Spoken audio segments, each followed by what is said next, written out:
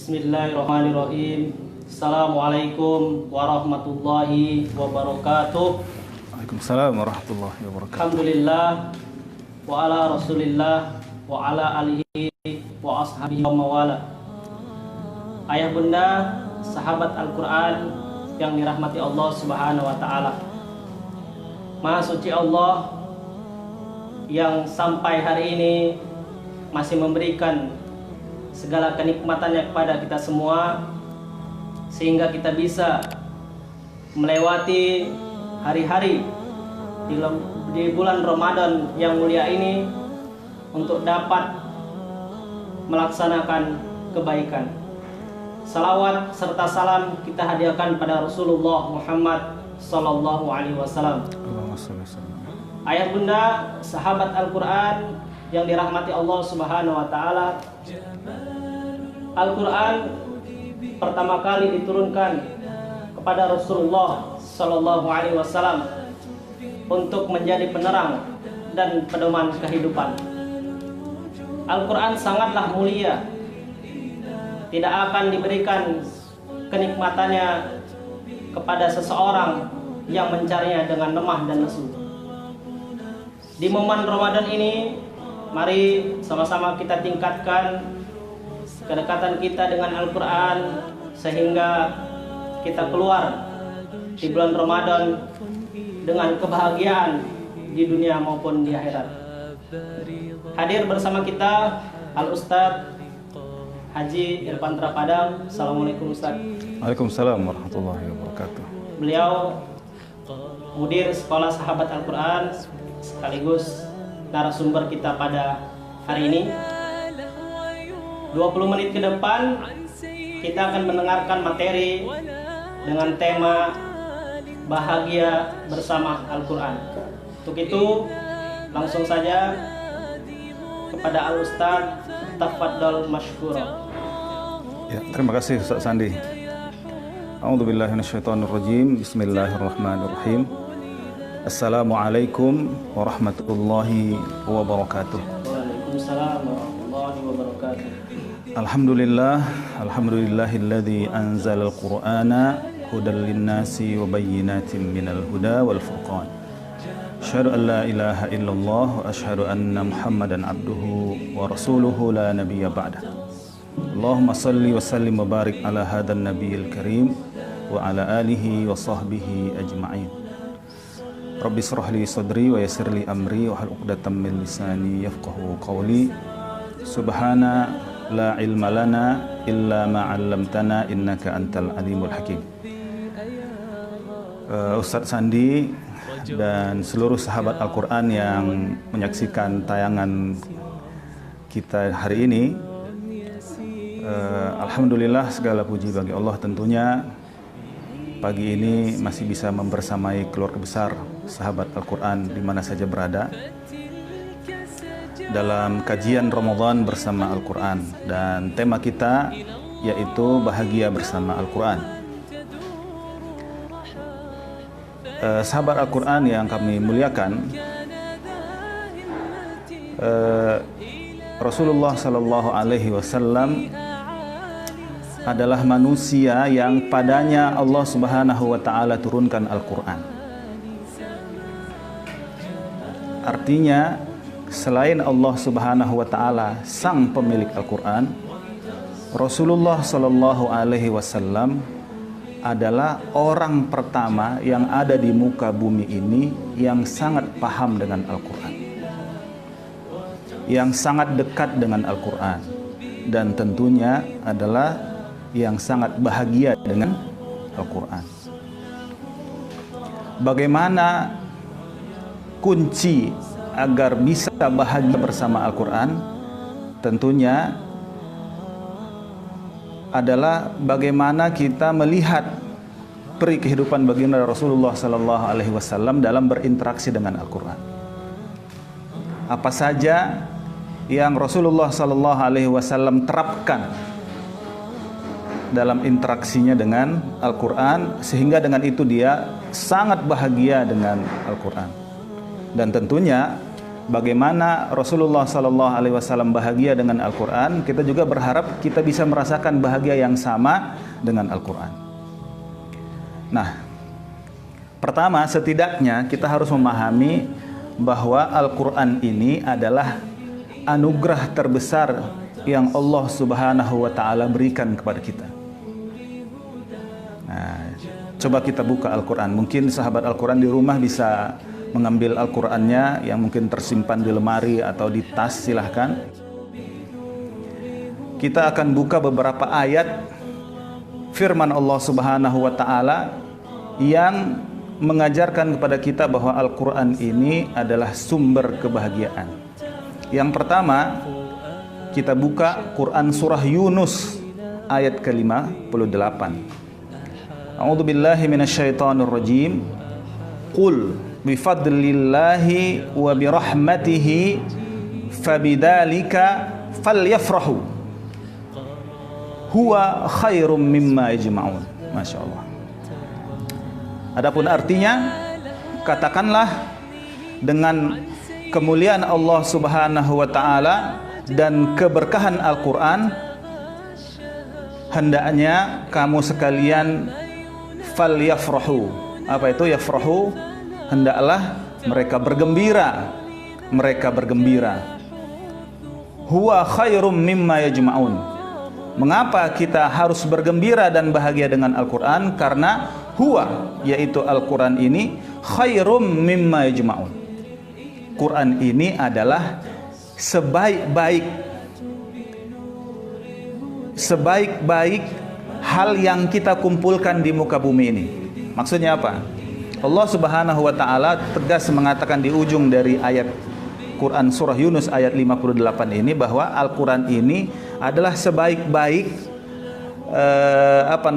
sebaik-baik mukjizat yang kita kumpulkan, yang kita miliki dibanding dengan apapun yang hari ini yang kita miliki dan kita merasa itu lebih baik. Contoh, misalkan kita bahagia dengan memiliki banyak uang, ya, bahagia ya. Kita memiliki rasa bahagia dengan jabatan kita. Kita memiliki rasa bahagia dengan keturunan kita. Kita memiliki rasa bahagia dengan jabatan kita. Tapi sungguh kata Allah, semua itu tidak seharusnya membuat kita lebih bahagia dibanding ketika kita memiliki Al-Quran. Huwa khairum mimma yajma'un. Ini dalil pertama. Yang kedua, kita buka lagi surah Ibrahim ayat 1. Allah Subhanahu wa Ta'ala berfirman, A'udzu billahi minasyaitonir rajim. Bismillahirrahmanirrahim. Alif lam ra. Kitabun anzalnahu ilaika litukhrijan nasa minadh dhulumati ilan nur biizni rabbihim ila siratil azizil hamid. Setidaknya di bagian awal daripada ayat ini Allah Subhanahu wa Ta'ala dengan tegas berfirman, Alif lam ra. Kitabun anzalnahu. Kitab atau Al-Quran ini yang kami turunkan kepada kamu, ilaika litukhrijan nasa minaz zulumati ilan nur, untuk agar kamu itu keluar dari kegelapan menuju terang benderang. Jadi Al-Quran ini di ayat di Quran surah Ibrahim ayat pertama ini menjadi sumber kebahagiaan kita karena dia bisa mengeluarkan kita dari gelap menuju terang. Masya Allah, Masya Allah. Dan ada lagi yang lain banyak. Di antaranya juga Quran surah Shad ayat 1 dan 2. Ya. A'udzu billahi minasyaitonir rajim. Shad wal Qur'ani dzidzikr. Shad dan demi Quran yang padanya banyak kemuliaan. Masyiral muslimin, sahabat Al-Quran yang berada dimanapun berada, ini adalah dalil-dalil yang membuktikan kepada kita bahwa Al-Quran ini adalah anugerah Allah Subhanahu wa Ta'ala yang sangat besar yang diberikan kepada kita. Ya, tidak main-main. Kita perlu tegaskan bahwa jika ada kita yang merasa takjub dengan mukjizat Nabi Musa alaihissalam misalkan, dengan tongkatnya mampu membelah lautan, kita kagum dengan mukjizat Nabi Isa alaihissalam yang dengan seluruhnya bisa menghidupkan orang mati, secara pandangan zohir mata manusia itu sungguh luar biasa hebatnya. Tapi sungguh kehebatan kedua mukjizat tadi luluh dan kalah ketika berhadapan dengan mukjizat Al-Quranul Karim. Sahabat Al-Quran di mana saja berada. Nah, permasalahannya kemudian adalah, sudahkah kita merasakan bahwa memang benar Al-Quran ini anugerah yang karenanya kita bahagia dengannya, atau memang kita belum merasakannya sehingga kita menganggap Quran itu adalah sesuatu yang biasa-biasa saja? Coba perhatikan, begitu banyak Al-Quran dipajang di lemari-lemari masjid misalkan, atau bahkan di rumah-rumah kita.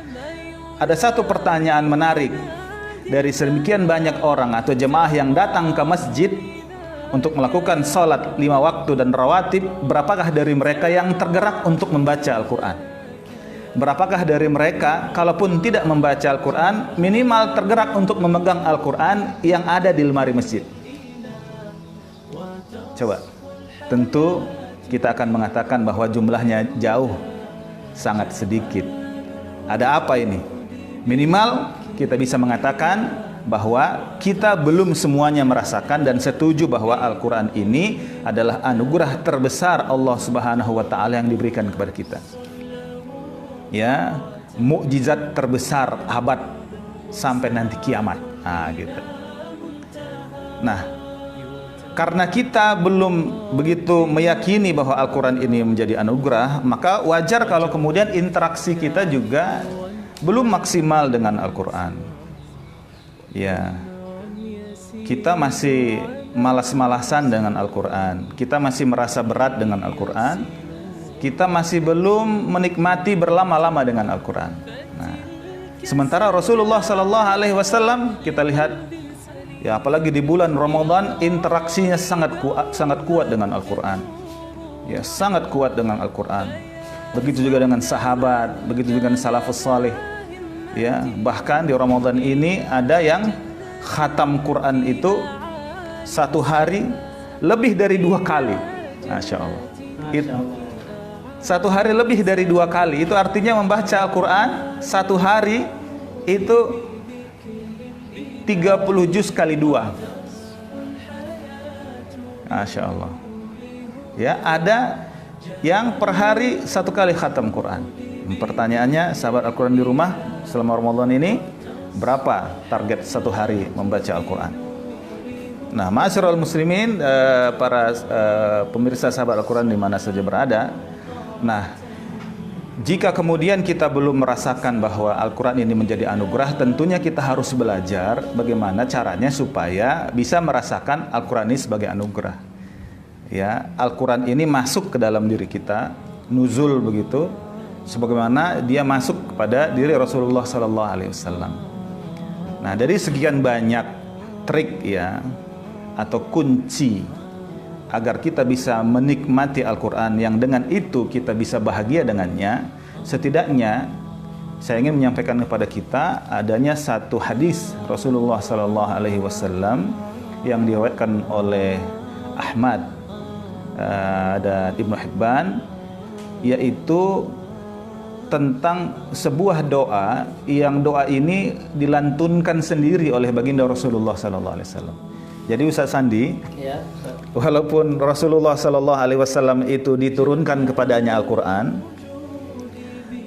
kemudian Allah Subhanahu Wa Taala memuliakan dia dengan Al-Quran, itu tidak kemudian menyebabkan baginda Rasulullah SAW tidak meminta kepada Allah atau tidak berdoa kepada Allah agar diberikan kemudahan untuk berinteraksi dengan Al-Quran. Jadi Rasulullah SAW itu punya doa khusus agar bisa bahagia bersama Al-Quran. Apa itu? Doa hadis ini sebenarnya panjang ya, diawali dengan semacam muqaddimah dari baginda Rasulullah SAW. Tapi kami ingin menyampaikan bagian ujung daripada doa ini, yaitu Allahumma ja'alil Qur'anal azima rabi'a qulubina wa nura sudurina wa jala'a ahzanina wa dhahaba humumina wa ghumumina Jadi Rasulullah Sallallahu Alaihi Wasallam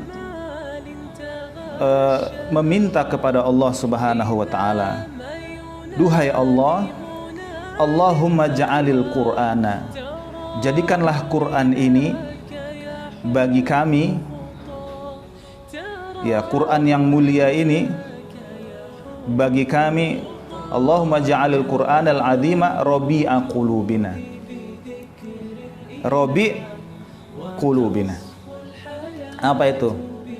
Pertama yang Rasulullah sallallahu alaihi wasallam minta kepada Allah Subhanahu wa taala agar menjadikan Al-Qur'an ini sebagai rabi' qulub. Nah, secara bahasa rabi' qulub ini artinya penyejuk hati. Iya. Kebayang nggak Ustaz Sandi? Gimana itu sejuk itu sendiri gitu. Nah, gimana itu sejuk? Udah itu sejuknya di hati pula lagi. Ya, jangankan sejuk yang terasa di hati, masih yang sejuk terasa di badan saja kita udah luar biasa nyamannya, senengnya, bahagianya gitu. Konon lagi kalau sejuk itu sampai ke dalam hati kita. Jadi sejuknya double-double saja. Double-double gitu loh. Nah, kalau kita lihat secara bahasa, Robi ini sendiri sih artinya adalah musim semi. Coba kita bayangkan musim semi. Apa yang terjadi di musim semi itu? Hah? Musim semi itu ya suasananya pertama udaranya sejuk. Tidak panas sekali, tidak juga dingin kali. Apalagi suasananya nyaman. Ya. Angin tidak kemudian kencang gitu loh. Dan menariknya di setiap kali musim semi itu bunga-bunga bermekaran. Masya Allah, indah sekali. Jadi bukan saja badan kita yang nyaman Ustaz Sandi, mata kita juga nyaman. Masya Allah. Iya, telinga kita juga nyaman. Ya, hembusan angin sepoi-sepoi, Masya Allah, nyaman sekali. Ya, dan pasti orang yang ada menikmati suasana itu adalah mereka-mereka yang bahagia. Jadi memang permintaan Rasulullah Sallallahu Alaihi Wasallam terhadap Al-Quran ini dari Allah Subhanahu Wa Taala adalah permintaan puncak dari permintaan kita seharusnya terhadap Al-Quran. Nah, apa yang terjadi jika kemudian Quran itu menjadi penyejuk hati kita? Saya yakin dan percaya kita akan betah berlama-lama dengan Al-Quran, dan itu artinya kita akan bahagia dengan Al-Quran. Nah, sebagaimana dalam Quran surah Yunus ayat 58 tadi disebutkan, A'udzubillahi minasyaitonirrajim, qul bifadlihi wa birahmatika bifadlihi wa birahmatihi fabidzalika falyafrahu. Ya, katakanlah dengan kemuliaan Allah, dengan kemuliaan Al-Quran dan rahmat yang ada di dalam Al-Quran itu, hendaklah mereka semua bahagia. Itu yang pertama, permintaan baginda Rasulullah Sallallahu Alaihi Wasallam. Yang kedua, permintaan baginda Rasulullah Sallallahu Alaihi Wasallam adalah nura sudurina. Minta kepada Allah Subhanahu Wa Taala agar Quran ini dijadikan nur sudur. Apa itu Ustaz Sandi? Nur sudur? Cahaya. Nur cahaya. Sudur di dada kita, atau sebagian menyebutnya di hati kita. Jadi Al-Quran ini adalah nur. Al-Quran ini adalah cahaya. Nah, sebagaimana Allah Subhanahu Wa Taala berfirman dalam surah Ibrahim ayat 1 tadi. A'udzubillahi minasyaitonirrajim. Alif lam ra. Kitabun anzalnahu ilaika litukhrijan nasa minaz zulumati ilan nur. Al-Quran ini adalah kitab yang diturunkan untuk mengeluarkan kamu dari kegelapan kepada terang benderang. Bagaimana mungkin kita bisa keluar dari kegelapan kalau tidak dengan cahaya? Kalau dianalogikan begini Ustaz Sandi ini, masuk kita ke dalam kamar, kemudian kamar itu sangat gelap. Tentu kita bisa pastikan kita tidak bisa ngapa-ngapain di dalam kamar itu. Ya, mata kita sangat terbatas pandangannya. Nah, iya, tiba-tiba datang cahaya. Apakah lampu, apakah lilin? Ya, kalau di kampung di Tunggorono, apa lampu yang dulu itu sebelum listrik itu? Lampu togok ya, atau obor mungkin. Seketika cahaya itu datang, maka akan menjadi terang. Terang lah. Dan apa yang kemudian bisa kita rasakan setelah terang? Masya Allah Ustaz Sandi, yang kita bisa rasakan yang kita dapatkan setelah terang, semua menjadi jelas, terang benerang. Ya, apa saja yang ada di kamar itu menjadi terang benerang. Ada misalkan kursi, ada misalkan tempat tidur, jelas. Apa yang jelas? Jelas bentuknya, jelas warnanya. Setuju ya? Setuju. Ya, itu jelas warnanya, jelas bentuknya, jelas letaknya. Sehingga kalaupun kita mau berjalan, kita pasti bahwa jalan kita itu tidak akan tersandung, karena kita tahu tidak ada halangan di jalan itu. Begitu juga Al-Quran. Orang yang menjadikan Al-Quran sebagai nur dalam hatinya, itu insya Allah hidupnya tidak pernah terasa gelap. Malah justru orang yang tidak menjadikan Al-Quran itu sebagai cahaya di dalam hatinya, itu pertanyaan kemudian, apa alat yang dia gunakan sebagai pedoman dalam menjalani hidup? Ya, diterangkan dalam sebuah buku yang ditulis oleh Kiai Haji Abdul Aziz Abdul Rauf Al-Hafiz LC, diterangkan bahwa kalau ada orang tidak menjadikan Al-Quran sebagai cahaya dalam hidupnya, maka pasti orang itu menjadikan syahwat atau nafsu atau setan menjadi pedoman dalam hidupnya. Maka wajar kalau kemudian hidupnya senantiasa gelap. Dan yang terakhir, yang ketiga, permintaan baginda Rasulullah SAW agar bisa bahagia bersama Al-Quran, yaitu Allahumma ja'al Qur'ana rabi'a qulubina wa nuru sudurina wa jala ahzanina wa dhahaba humumina wa ghumumina. Apa itu? Dia, baginda Rasulullah SAW meminta kepada Allah agar Quran ini menjadi zahabah humumi wa humumi, solusi terhadap semua kesulitan dan kesedihan dalam hidup. Ustaz Sandi, ini menarik ini yang terakhir ini. Adakah manusia yang tidak pernah merasakan sulit dan sedih dalam hidupnya?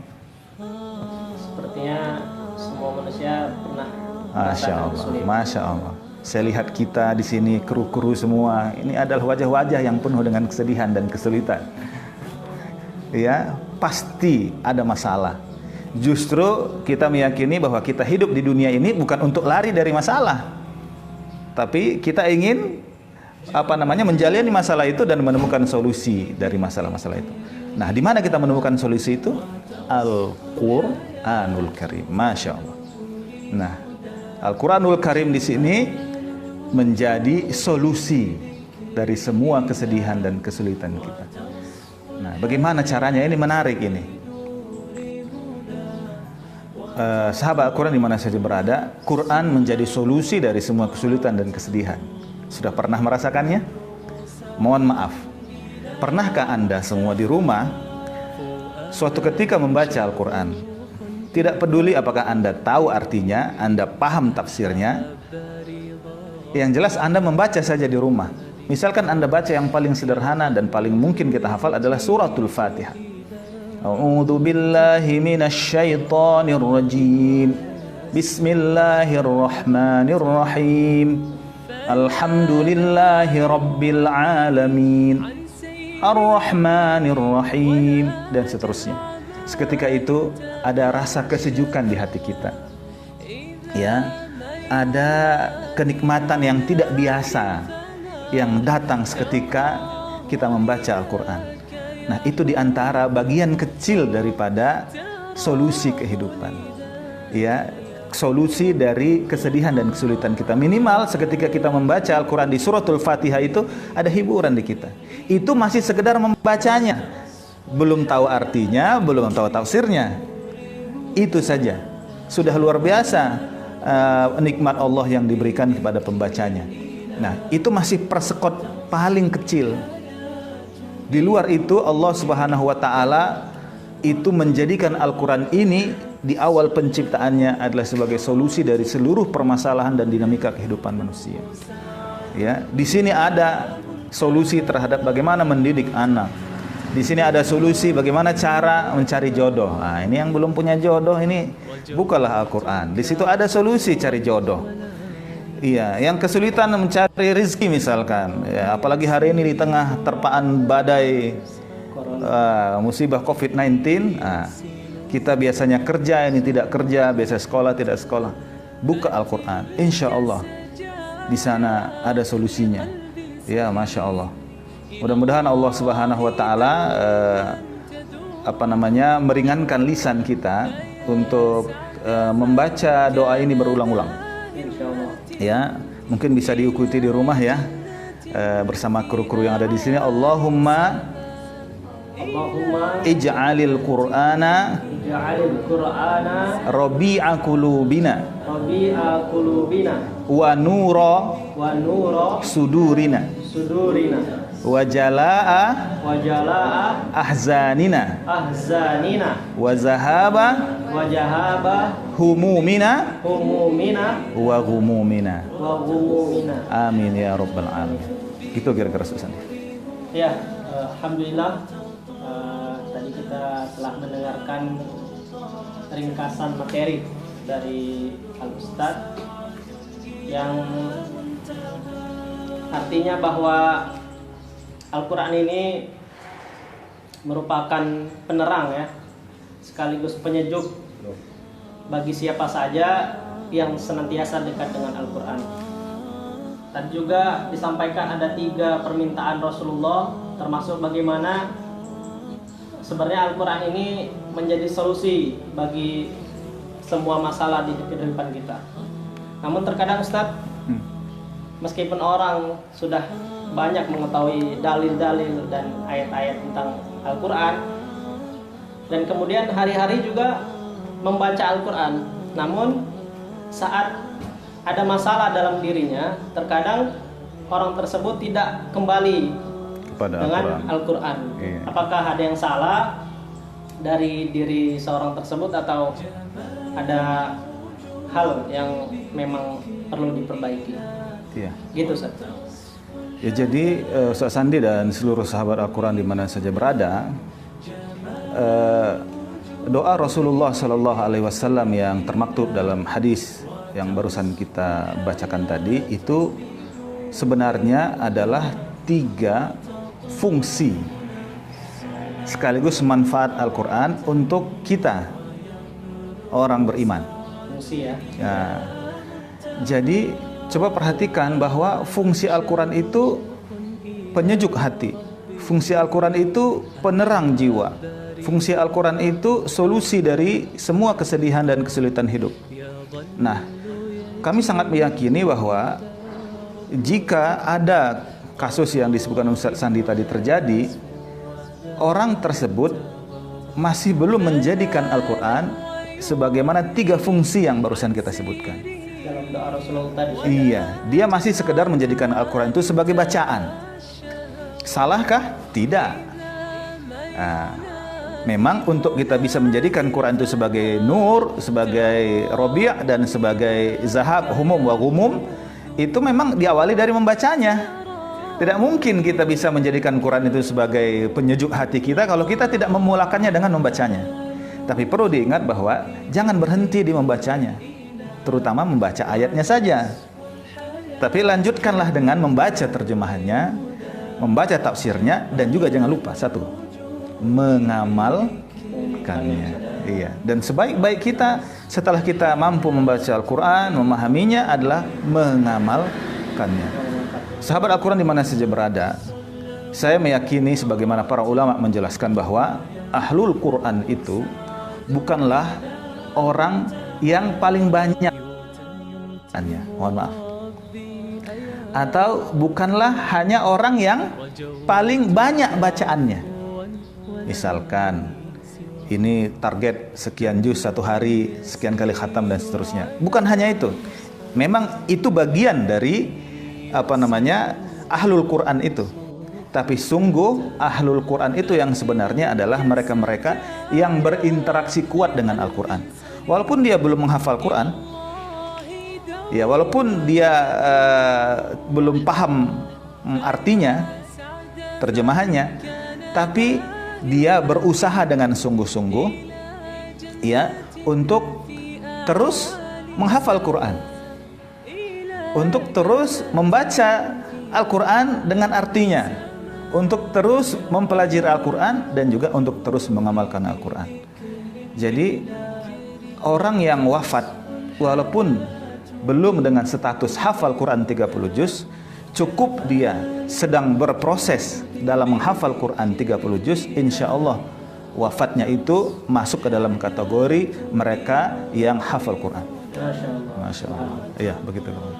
Ya, ayah bunda, sahabat Al-Quran yang dirahmati Allah Subhanahu Wa Taala, sudah dengarkan sama-sama tadi banyak hal yang disampaikan oleh Al Ustadz. 20 menit telah selesai ya. Baik ayah bunda, para sahabat Al-Quran yang dirahmati Allah Subhanahu Wa Taala, mungkin itu ya untuk kajian bersama Al-Quran pada hari ini. Mudah-mudahan apa yang tadi disampaikan Al Ustadz bisa kita realisasikan di kehidupan kita. Sebelumnya kita ucapkan terima kasih banyak Ustadz, jazakumullah khairan. Afwan. Mudah-mudahan senantiasa diberikan terus kesehatan ya. Amin. Sampai kita semua bisa melewati Ramadan ini dengan sebaik-baiknya. Insyaallah. Kita tutup ayah bunda dengan mengucapkan lafaz hamdalah. Alhamdulillahirabbil alamin. Dan doa kafaratul majelis. Subhanakallahumma wa bihamdika asyhadu an la ilaha illa anta astaghfiruka wa atubu ilaik. Assalamualaikum warahmatullahi wabarakatuh. Waalaikumsalam warahmatullahi wabarakatuh.